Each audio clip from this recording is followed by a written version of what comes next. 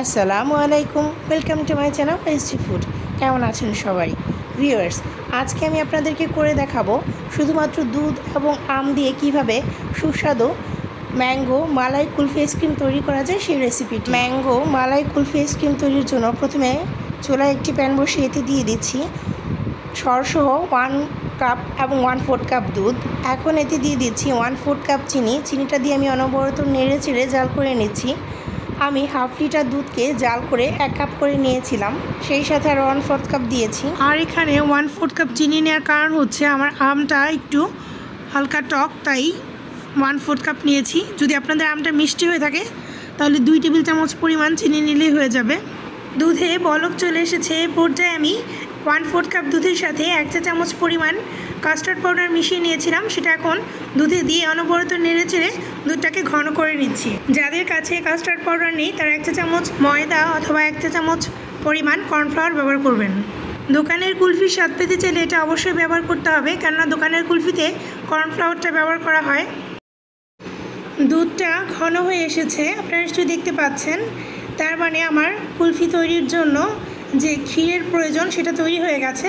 তো এই পর্যায়ে আমি চুলাটা অফ করে দিচ্ছি এবং এটাকে একপাশে নামিয়ে ঠান্ডা করে নিচ্ছি এবং ঠান্ডা হয়ে গেলে আইসক্রিম তৈরি করে নিব।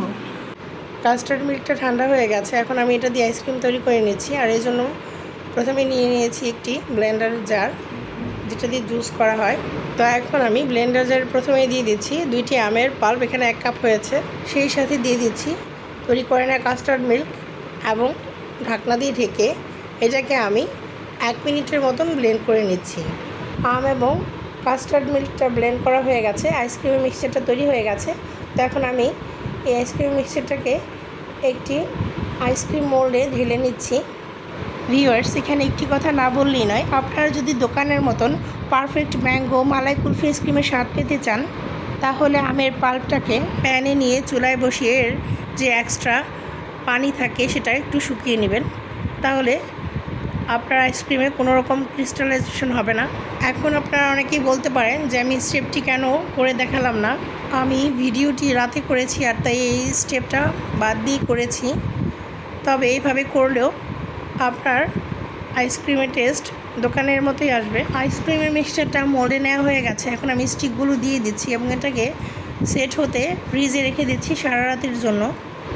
8 থেকে 10 ঘন্টা হয়ে গেছে, এর মধ্যে আইসক্রিমটা সেট হয়ে গেছে। তো ভিউয়ার্স, আমি এটাকে নামিয়ে নিয়েছি মোল্ড আউট করার জন্য। তবে ফ্রিজ থেকে বের করি তার সাথে সাথে এটাকে মোল্ড আউট করা যায় না, এই জন্য একটি বোলে পানি নিয়ে আমি এটাকে 4-5 থেকে 30 সেকেন্ডের মতন একটু মোল্ডটাকে ভিজিয়ে নিচ্ছি, তাহলে আইসক্রিমটা খুলতে খুব সহজ হবে। তো ভিউয়ার্স, আপনারা নিশ্চয়ই দেখতে পাচ্ছেন আমি আইসক্রিমগুলোকে মোল্ড আউট করে নিচ্ছি। এটা একটু গলে গেছে, আসলে বাইরে প্রচণ্ড গরম, সেই সাথে আমি মোল্ডটাকে একটু বেশি সময় পানিতে ভিজিয়ে দিয়েছিলাম। এর সাথে তৈরি হয়ে গেল খুবই মজাদার এবং সুস্বাদু ম্যাঙ্গো মালাই কুলফি আইসক্রিম।